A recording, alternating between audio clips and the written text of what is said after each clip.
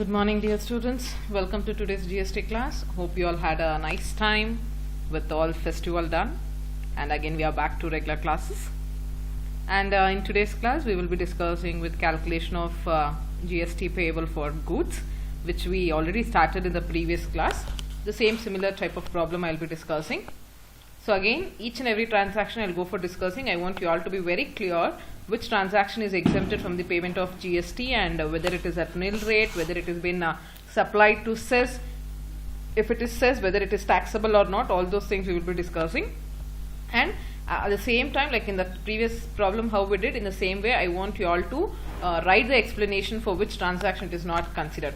At last note ಯಾವ ತರ ಕೊಡಬೇಕು ಅಂತ ಹೇಳಿದಿನಲ್ಲ previous class ಅಲ್ಲಿ ಅದೇ ರೀತಿ ನೋಟ್ ಇಲ್ಲಿ ಕೊಡಬೇಕಾಗುತ್ತೆ. ಓಕೆನಾ? ಸೊ ಮತ್ತೆ ಈ ಪ್ರಾಬ್ಲಮ್ ನೀವೇ ಮಾಡಬೇಕಾಗುತ್ತೆ, ನಾನು ಕ್ಲಿಯರ್ ಆಗಿ ಎಕ್ಸ್ಪ್ಲೈನ್ ಮಾಡ್ತೀನಿ. See here it is given. Compute the amount of output tax to be uploaded by the dealer who was registered in Karnataka for the month of June and within the last date to upload it in the credit ledger. Like ಈ ledger ಅಲ್ಲಿ upload ಮಾಡೋದಕ್ಕೆ ಮುಂಚೆ ಏನೇನು calculations ಮಾಡಬೇಕು ಅಂತ ಹೇಳಿದ್ದಾರೆ. ಅಲ್ಲಿ ನೋಡ್ರಿ, who was registered in Karnataka ಅಂದ್ರೆ this particular dealer is residing in Karnataka. So any transaction if he does within the Karnataka, we have to go for calculating CGST and SGST. Karnataka ಬಿಟ್ಟು ಬೇರೆ ಕಡೆ ಅವ್ರು ಏನಾದ್ರು ಟ್ರಾನ್ಸಾಕ್ಷನ್ ಮಾಡಿದ್ರೆ ಅದನ್ನ IGST convert calculate ಮಾಡಬೇಕಾಗುತ್ತೆ. So you have to be very clear, don't forget this place. ಇಲ್ಲೇನು ಕೊಟ್ಟಿದ್ದಾರೆ, product M sold to dealer in Delhi. So dealer ಇರೋದು ಕರ್ನಾಟಕ, ಸೇಲ್ ಮಾಡ್ತಿರೋ ಡೀಲರ್ ಎಲ್ಲಿ ಇದ್ದಾರೆ, ಡೆಲ್ಲಿಯಲ್ಲಿದ್ದಾರೆ. The recipient is in Delhi. So here it is very clear, IGST has to be calculated. Rate of GST notified to this product is 12%. So amount 3 lakh. 3 lakhಗೆ 12% IGST ಎಷ್ಟು ಬರುತ್ತೋ ಅದು IGST calculate ಮಾಡಬೇಕಾಗುತ್ತೆ. Next, product N at nil rate sold to a dealer in Bangalore. Nil rate ಅಂತ ಕೊಟ್ಟಿದ್ದಾರೆ. Nil rate ಅಂದ್ರೆ calculate ಮಾಡಂಗಿಲ್ಲ, you just exempt over there. Next, product O sold to a dealer in Mumbai. ನಾವಿರೋದು ಕರ್ನಾಟಕ ಅಲ್ಲಿ, sale ಮಾಡ್ತಿರೋ recipient ಇರೋದು ಬಂದ್ಬಿಟ್ಟು Mumbai. So again it is IGST. 2,50,000 into 5% where you need to calculate IGST. Product P, export to USA, exports and doesn't come under GST. So don't go for calculating, it doesn't come for GST payable. ಅಲ್ಲಿ ಬರಿಬೇಕು, sentence ಬರೆದು ಅಲ್ಲಿ exempted ಅಂತ ಕೊಡಬೇಕು. ಇದಕ್ಕೆಲ್ಲ ನೀವು reasons ಕೊಡಿ. As GST export doesn't come under GST, product P sold to export to USA will not be considered for the calculation of GST ಅಂತ ಹೇಳಿ ಒಂದು ನೋಟ್ ಬಿಡ್ರಿ ಅಲ್ಲಿ. Next, product Q sold to UT, that is union territory at 12%, rupees 3 lakh. 3 lakh UT that is union territory ಅಂದ ತಕ್ಷಣ IGST. So ಅಲ್ಲಿ ಒಂದು slash ಹಾಕೊಳ್ಳಿ, IGST ಆರ್ UT GST ಅಂತ ಹಾಕ್ರಿ. If you want still you can go for making another column also, right? So that is 3 lakh into 12%. Product R at 18% sold to a dealer in Jammu and Kashmir. ನಾವಿರೋದು ಕರ್ನಾಟಕ ಅಲ್ಲಿ, sale ಮಾಡ್ತಾ ಇರೋದು ನಾವು Jammu and Kashmir. Again it is ITGST there. IGST that is 60,000 into 18%. You will be getting 10,800. And product Q is exempted from GST. Oh, ಇನ್ನೊಂದು sentence ಇದೆ, ಇನ್ನೊಂದು transaction. Product T. Product T sold to a unit of cess. So you have to be very clear, special economic zone in Bangalore. ಬ್ಯಾಂಗ್ಳೂರಲ್ಲೇ ಇರಬಹುದು, ಎಲ್ಲಾದ್ರೂ ಇರಲಿ. Anything which is sold to SEZ is excepted from payment of tax. So ಅದನ್ನು ನೀವು ಬರಿಬೇಕು. SEZ ಇಲ್ಲಿ Bangalore within the state ಹಾಕ್ಬೇಡ ಅಂತ ಮಾತ್ರ ಕನ್ಫ್ಯೂಸ್ ಮಾಡಬೇಡ್ರಿ. ಇಲ್ಲಿ ಸ್ಪೆಷಲ್ ಎಕನಾಮಿಕ್ ಝೋನ್ ಅಂತ very clearly it is mention. Special economic zone ಅಂದ್ರೆ where we don't go for considering the tax. Next, product U is exempted from GST. GST ನ exempted ಅಂತಾನೆ ಹೇಳ್ಬಿಟ್ಟಿದ್ದಾರೆ. ಆ ಒಂದು ವರ್ಡ್ ಸಾಕು ನಮಗೆ ಆ ಪರ್ಟಿಕ್ಯುಲರ್ ಟ್ರಾನ್ಸಾಕ್ಷನ್ ಕ್ಯಾಲ್ಕುಲೇಟ್ ಮಾಡ್ದಿರಾ ನಿಲ್ ಅಂತ ಹಾಕೋದಿಕ್ಕೆ. Product V sold to Bidar. ನಾವಿರೋದು ಕರ್ನಾಟಕ ಅಲ್ಲಿ, ನಾವು ಸೇಲ್ ಮಾಡ್ತಾ ಇರೋದು Bidar within the state. So CGST ಮತ್ತೆ SGST. 75,000 into 28 into 1/2, that is divided by half, ಅಥವಾ 75,000 into 14 each ಅಂತ ಹಾಕೋಬೇಕು CGST ಮತ್ತೆ SGST ಗೆ. And product W sold to cess. Again it is special economic zone which is exempted from payment of tax. Product Y sold within the state. Very clearly it has been given CGST and SGST. 50,000 into 18 into 1/2. Next, product Z at 28% sold to Hubli. ನಾವಿರೋದು ಇಲ್ಲಿ ಕರ್ನಾಟಕ ಅಲ್ಲಿ, ನಾವು ಮತ್ತೆ ಹುಬ್ಳಿ ಕರ್ನಾಟಕದಲ್ಲೇ ಇರೋದ್ರಿಂದ CGST ಮತ್ತೆ SGST calculate ಮಾಡ್ತೀವಿ. So you should get the value of transaction value 12,35,000. See ಇದು ಹೆಂಗ್ ಕ್ಯಾಲ್ಕುಲೇಟ್ ಮಾಡ್ತೀರಾ ಅಂದ್ರೆ, which transaction is considered for the GST calculation only that transaction value you have to consider. Okay na? Nodona problem. See here already I have calculated. You can just go with that. Otherwise without seeing also I want you all to do it on your own. Okay, transaction value CGST SGST IGST ಇಲ್ಲಿ UTGST ಅಂತ ಹಾಕೊಳ್ಳಿ. Next product time sold to Delhi. ನಾವಿರೋದು ಕರ್ನಾಟಕ, ಅಲ್ಲಿ ನಾವು sale ಮಾಡ್ತಾ ಇರೋದು ಡೆಲ್ಲಿಗೆ. ಅದಕ್ಕೆ see I have not given the calculation here, but I want you all to do. ಎಷ್ಟು ಓಕೆನಾ? ಸೊ ಅಲ್ಲಿ ಪರ್ಸೆಂಟೇಜ್ ಎಷ್ಟು ಕೊಟ್ಟಿದ್ದಾರೆ? Sold to Delhi 12%. So 3 lakh into 12%, 36,000 Delhi ಆಗಿರೋದ್ರಿಂದ IGST. ಈ ಕ್ಯಾಲ್ಕುಲೇಷನ್ ನೋಟ್ ನೀವು ಇಲ್ಲಿ ತೋರಿಸಲೇಬೇಕು. ಓಕೆನಾ? Product N at nil rate ಅಂತಾನೆ ಇಲ್ಲಿ ಹಾಕಿದ್ದೀವಿ. But for the calculation of total taxable value this 4 lakh will not be considered. Because ಯಾವುದಕ್ಕೆ ನಾವು ಟ್ಯಾಕ್ಸ್ ಪೇ ಮಾಡ್ತಿದ್ದೀವಿ ಅಂತಾನೆ ಅಮೌಂಟು, ಅದಕ್ಕೆ ತಾನೇ ಟೋಟಲ್ ಟ್ಯಾಕ್ಸಬಲ್ ವ್ಯಾಲ್ಯೂ ಅಂತ ತೋರಿಸೋದು. ಸೊ ನಾವು ಇಲ್ಲಿ ಟ್ಯಾಕ್ಸ್ ಪೇ ಮಾಡ್ದಿರೋ ಇರೋದ್ರಿಂದ ಟೋಟಲ್ ಟ್ಯಾಕ್ಸಬಲ್ ವ್ಯಾಲ್ಯೂಗೆ ಈ 4 lakh ಕನ್ಸಿಡರ್ ಮಾಡಂಗಿಲ್ಲ. Which transaction is considered for the GST calculation, only that transaction value you take it. Okay, product sold to a dealer in Mumbai ಆಗಿರೋದ್ರಿಂದ IGST ಹಾಕಿದ್ದೀನಿ. USA it doesn't come under GST, nil. Sold to Union Territory 36,000. Jammu and Kashmir again IGST. Sells in Bangalore which doesn't come under GST, exempted from GST, nil ಅಂತ ಹಾಕಿದ್ದೀನಿ. Bidar within the state, so CGST ಮತ್ತೆ SGST calculation ತೋರಿಸಿದ್ದೀವಿ. Next cess, ಮತ್ತೆ again cess ಆಗಿರೋದ್ರಿಂದ GST exempted. ಓಕೆನಾ? ಇಲ್ಲಿ exempted ಅಂತ ಬರೀರಿ, ನಿಲ್ ರೇಟ್ಗೆ ನಿಲ್ ಅಂತ ಬರೀರಿ, ಇಲ್ಲಿ ಸೆಸ್ಗೆ ಎಕ್ಸೆಂಪ್ಟೆಡ್ ಅಂತ ಬರೀರಿ. Sold with in a state, so CGST ಮತ್ತೆ SGST ತಗೊಂಡಿದ್ದೀವಿ. ಸೋಲ್ಡ್ ಟು ಹುಬ್ಳಿ ಆಗಿರೋದ್ರಿಂದ ವಿತ್ ಇನ್ ಕರ್ನಾಟಕ CGST ಮತ್ತೆ SGST. ಸೊ ಇಲ್ಲಿ total transaction value of only taxable value ತಗೊಂಡಿದ್ದೀವಿ. ಓಕೆನಾ? ಆಮೇಲೆ CGST ಇಷ್ಟು, SGST ಅಂಡ್ IGST ಇಷ್ಟು. It is very clearly given. I hope this problem is much simpler.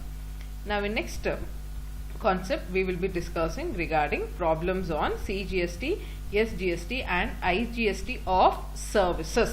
Please be very clear with these points. ಇವಾಗ so far ನಾವು ಇಷ್ಟು problems ನಾವೇನು ನೋಡಿದೀವಿ related to goods. Product product A ಅಂತೆಲ್ಲ ಗೂಡ್ಸ್ನ sale ಮಾಡ್ತಾರೆ, particular ಪ್ರಾಡಕ್ಟ್ನ ಸೇಲ್ ಮಾಡ್ತಿದ್ದೀವಿ.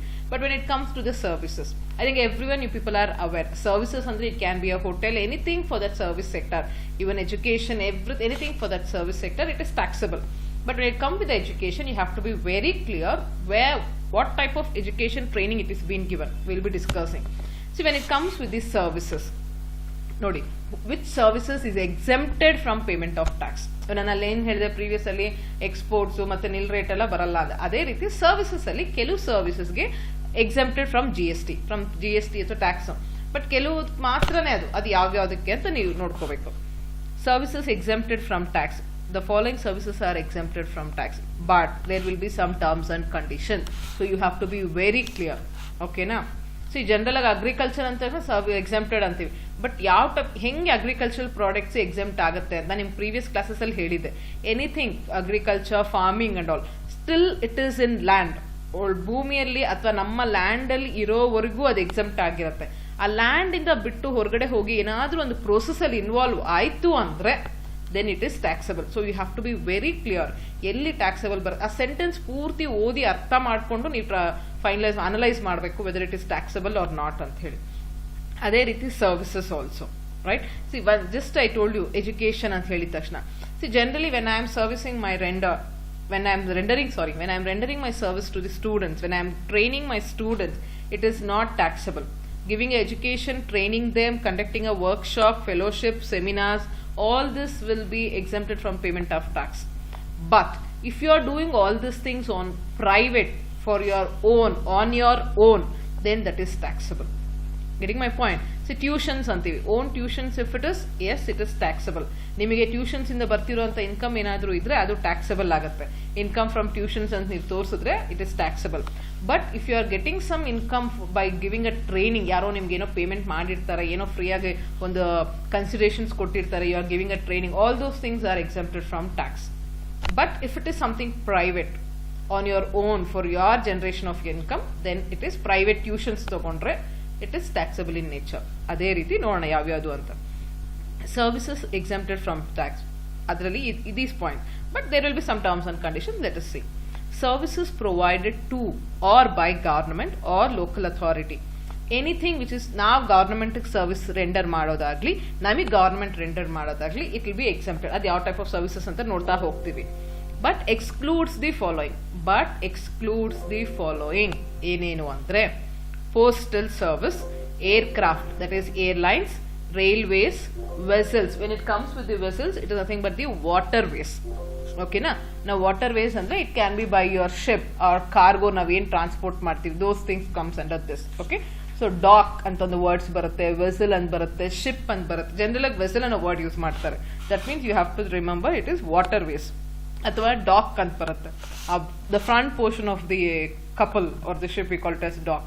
Even that term also will be used. Okay, idralli under these ways of mode of transportation, under this mode of transportation, if it is related to goods or passenger, then it is taxable.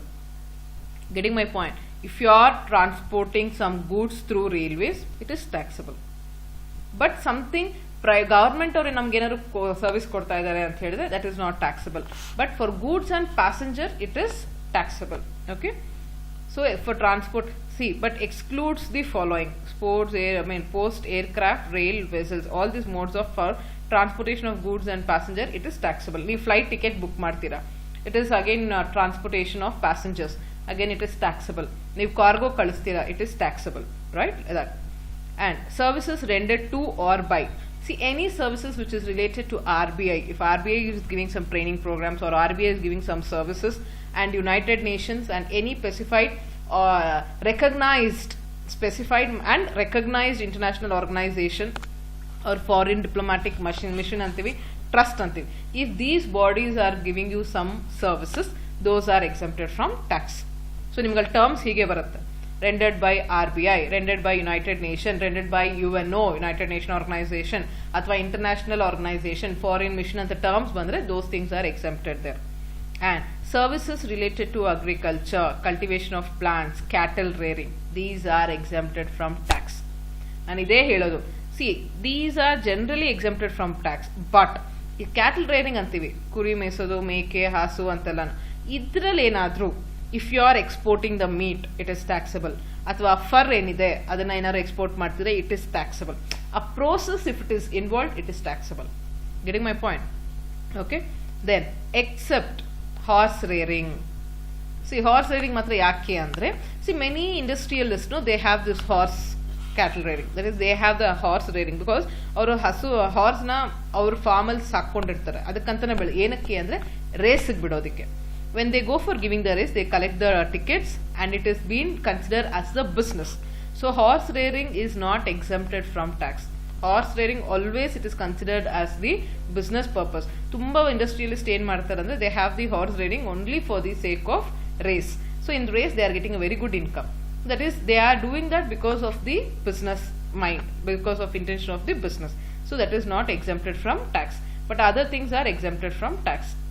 By chance, ಈ cattle rearing ಇಟ್ಕೊಂಡು ಏನಾದ್ರು business ಮಾಡ್ತಾರೆ ಅಂದ್ರೆ then it will be taxable. Okay, and access to road is also taxable. That is the toll charges, whatever the access to road also is taxable. Next, services to education, training, workshop, fellowship programs and healthcare, these are exempted from tax. As I told, services rendering free education, conducting workshops, seminars, ee tarala bandre those things are not taxable. But if you are doing all these things for your income on your private anta ಏನಾದ್ರು ಬಂದ್ರೆ, private workshop, private ನಿಮ್ಮ ಒಂದು concept ಇಟ್ಕೊಂಡು ನೀವೇನಾದ್ರು ಮಾಡಿದ್ರೆ for your own generation, then it is taxable. But for common use ಅಥವಾ common cause ಇಟ್ಕೊಂಡು ನೀವೇನಾದ್ರು benefit for the public ಅಂತ ಮಾಡಿದ್ರೆ it will not be taxable. Okay, so these are things which you have to keep in mind. So as if you see the transaction, you'll be understanding. Okay, next let us see some simple problems on services. So 6 marks problems, let us see. I'll just do one problem today. See here, the Taj Hotel group of companies provided the following services within the state of Karnataka from its various establishment. Compute the amount of GST payable for the month of July 2019. Taj group of hotel within the state ಅಂದರೆ CGST ಮತ್ತು SGST. ಓಕೆನಾ? ಅವ್ರು ಏನೇನು ಇದು ಮಾಡಿದ್ದಾರೆ, services render ಮಾಡಿದ್ದಾರೆ ಅಂತ ಹೇಳಿದ್ದಾರೆ. ಈ ಅವ್ರು ಹೇಳಿರೋ ಇಂಥ ಇನ್ಫಾರ್ಮೇಷನಲ್ಲಿ ಯಾವ್ದು ಎಕ್ಸೆಂಪ್ಟೆಡು ಯಾವ್ದು ಎಕ್ಸೆಂಪ್ಟೆಡ್ ಅಲ್ಲ ಅಂತ ನಾವು ಇವಾಗ ತೋರಿಸ್ಬೇಕು. supply of food or drink in restaurant not having facilities of air conditioning at 12% GST. See, anything blind ಆಗಿ ಒಂದು ಸಣ್ಣ ಶಾಪ್ ಇಟ್ಕೊಂಡು ಮಾಡಿದ್ರೆ it is not taxable because you will not have that income. But if you are having a small petty shop ಅಥವಾ small hotel ಇಟ್ಕೊಂಡು if you are getting a very good income of your slab, then you have to pay. If you have registered, if you have established well. ಇಲ್ಲಿ ನೋಡಿ, establishment ಅಂತಾನೆ ಕೊಟ್ಟಿದ್ರೆ it is a very big hotel ಅಂತ. And in all the hotels it is taxable. The service is also taxable, product is also taxable there. ನೀವು ನೋಡ್ಬೋದು AC ಇದ್ರೆ ನಮ್ GST. In services whatever they render, they go for charging tax in the hotel also. ಇಲ್ಲಿ restaurant ಅಂತ ಹೇಳಿದ ತಕ್ಷಣ ನೀವು ಅರ್ಥ ಮಾಡ್ಕೋಬೇಕು, yes it is taxable whether it is AC or non AC. ನೀವಲ್ಲಿ not having facilities of air conditioning ಅಂತ ಅಂದ ತಕ್ಷಣ ಓ AC ಇಲ್ಲ, ಯಾವುದೋ ಚಿಕ್ಕ ಹೋಟೆಲ್ ಅನ್ಕೋಬೇಡ್ರಿ. ಚಿಕ್ಕ ಹೋಟೆಲ್ ಇದ್ರೂ GST ಅವ್ನು ಬಿಲ್ ಕೊಟ್ರೆ ಹಾಕ್ತಾನೆ ಅಲ್ವಾ. ಸೊ ಇಲ್ಲಿ food or drink in a restaurant ಅಂದ ತಕ್ಷಣ it is taxable in nature whether they have AC or non AC. So you have to calculate CGST and SGST. Supply or food or drink in a restaurant in having license to serve liquor. So they have taken a license to serve liquor. Obviously, the liquor for human consumption is taxable. So 60,000 into 18%. Yeah, it is taxable. A supply of food or drink in outdoor catering. In outdoor catering antakshane, obviously it is chargeable. Or our restaurant outdoor catering ಕೊಡ್ತಾ ಇದ್ದಾರೆ at a rate of GST, it is taxable. Renting of hotel rooms at 18%, obviously hotel rooms ಅಂದ್ರೇನೆ ಅವ್ರು tax ಹಾಕೇ ಕೊಡ್ತಾರೆ. Then supply of food or drink in air conditioned restaurant in 5-star or above rated hotel at 28%, obviously star hotel, it is taxable. So now let us go for calculating. So you just go for writing the same information first. Okay na? Supply of food or drink in a restaurant not having ಎಲ್ಲ ಬರೆದು amount ಎಷ್ಟು 20,000. ಎಷ್ಟು tax rate ಹೇಳಿದರೆ 12% into 1/2. By chance ಈ ಥರ ನೀವು ಹಾಕಿಲ್ಲ ಅಂದರೆ ಆಸ್ ಯೂಶುವಲ್ 20,000 ಇಂಟು 6% ಈಚ್ ಅಂತ ಹಾಕಿ 1,200 ಡಿವೈಡ್ ಮಾಡಬೇಕಾಗತ್ತೆ. Okay, next supply of food or drink in a restaurant in having licence, yes it is taxable. That is 60,000 into 18% into half 5,400, 5,400. Again in outdoor catering it is chargeable, 1 lakh into 18% into 1/2, 9,000 each. Renting of hotel rooms at 18% GST, yes it is taxable, 1,50,000 into 18 into 1/2, 13,500. Supply of food or drink in a air condition, yes it is taxable in nature. ಆಮೇಲೆ ಇಲ್ಲಿ ನಾನು total ಅಂತ ಹಾಕಿಲ್ಲ, GST payable ಅಂತ ಹಾಕಿದ್ದೀನಿ. ಅಂದರೆ CGST ಇಷ್ಟು, SGST ಇಷ್ಟು ಅಂತ ತೋರಿಸ್ತಾ ಇದ್ದೀನಿ. If I am giving us total GST, ನೀವೇನು ಮಾಡ್ಬೋದು ಅಂದರೆ, see sometimes what happens, it's a simple mistakes ಮಾಡ್ಕೊಂತೀವಿ ನಾವು. If you are writing GST payable ಅಂದರೆ ಇಲ್ಲಿ ಕ್ಲಿಯರ್ ಆಗಿ ಹೇಳ್ತಾ ಇದೀವಿ CGST 4,300, SGST 4,300. ನೀವೇನಾದ್ರು ಇಲ್ಲಿ ಟೋಟಲ್ GST ಅಂತ ಹಾಕಿದ್ರೆ ಇದು ಎರಡನ್ನೂ ಆಡ್ ಮಾಡಬೇಕಾಗತ್ತೆ. That means 86,200. ನೀವು ನೆಕ್ಸ್ಟ್ ಲೈನಲ್ಲಿ ಬೇಕಂದ್ರೆ total GST payable is equals to ಅಂತ ಹೇಳಿ 86,200 ಅಂತ ತೋರಿಸ್ಬೇಕಾಗತ್ತೆ. Okay, so this how you have to go for calculating services, calculation of GST on services.